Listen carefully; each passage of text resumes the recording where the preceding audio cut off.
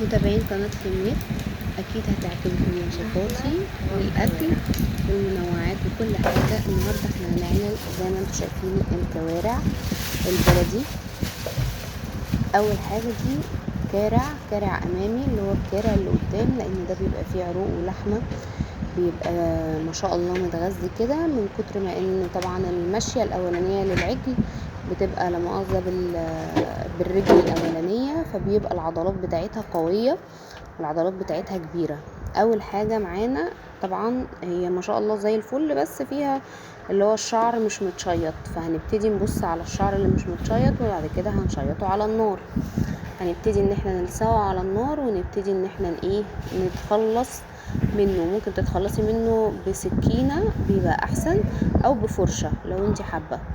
انا بشتغل بسكينة، يعني بتخلص من الشعر بسكينة، بشيطه وبتخلص منه بسكينة.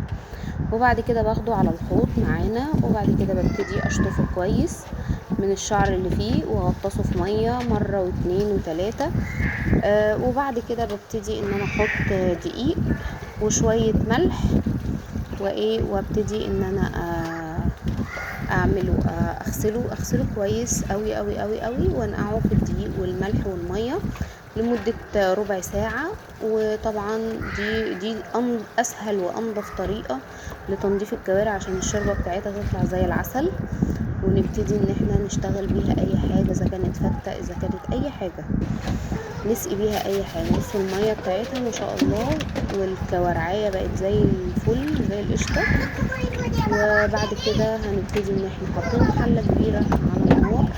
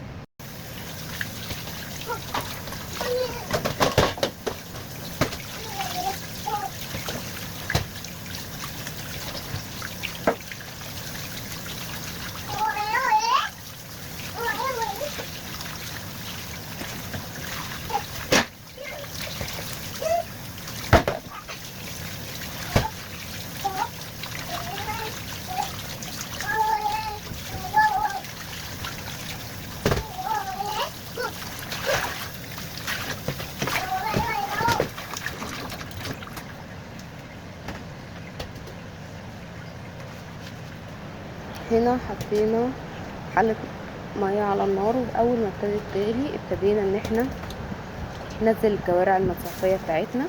وبعد كده ابتدينا ان احنا نلم الريم او نقشط الريم او البقايا اللي طالعه على السطح دي، ابتدينا ان احنا نتخلص منها علشان ما يبقاش فيه اي زفاره في الكوارع.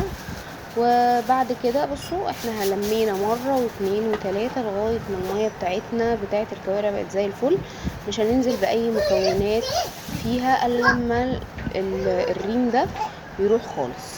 فاحنا هنبتدي نستنى الريم يتجمع ونخلص، وبعد كده ان احنا نبتدي ننزل بالمكونات بتاعتنا اللي هنعرفها لما نبتدي ان احنا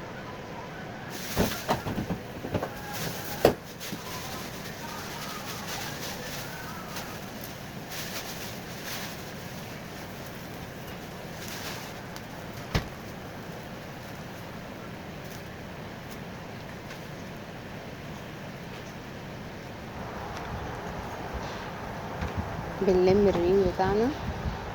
دي المكونات بتاعتنا: بصلايه، ممكن بصلايه كبيره، توم، مستكه، حبهان، ورق لورا، ومعانا فلفل اسود.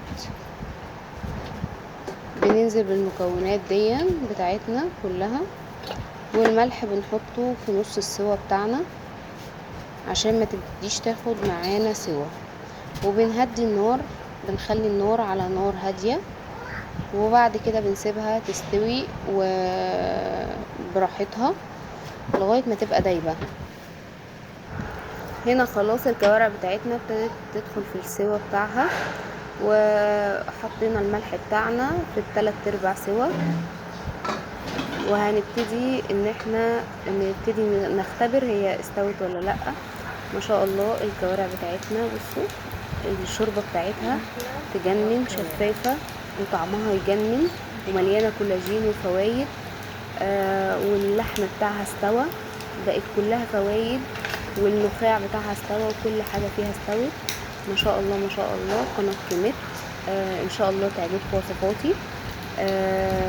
ما تنسوش تعملوا لايك وشير وسبسكرايب.